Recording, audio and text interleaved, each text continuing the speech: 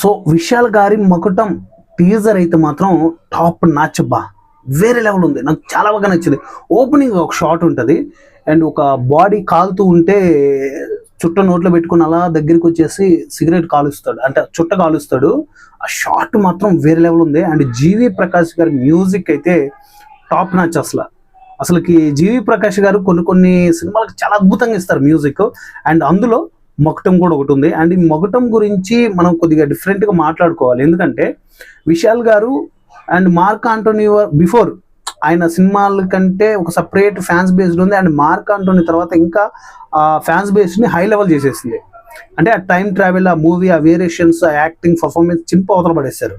So అదే pattern మళ్ళీ మకుటంలో కనపడుతుంది. మకుటంలో కూడా కొన్ని వేరియేషన్స్ ఉన్నాయి.